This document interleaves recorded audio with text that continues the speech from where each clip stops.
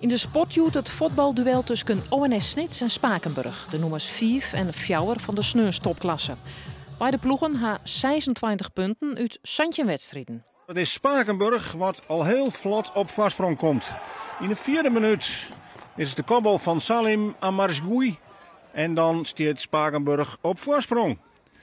En de tweede goal die volgt ook nog binnen het jelle uren. Want daar is het Kees Tol die weer op het goede plak staat. De topscorer van Spakenburg maakt het 10-12e van het seizoen en de 2-0. En dan dreigt het al heel betiet een afstraffing. Want het is Spakenburg wat zelfs op 3-0 komt. Salim Amarzgoui met zijn tweede doelpunt in dit duel. En na 31 minuten is het 0-3.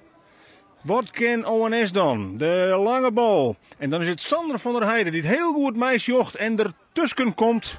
En toch echt chin scoren kan. Heel knap doelpunt van Sander van der Heijden. Die de spanning een liets beetje waarom brengt in dit duel. Dan hebben we 34 minuten spelen, maar is daar echt alweer een doelpunt aan de orenkant. Maurice van den Wild, onderkant Lotte, tekent voor 1-4. En dat is alle keer nog eerste helte. In de tweede helte, dan is het invaller Ale de Boer die het de 12-4 binnentikje kan.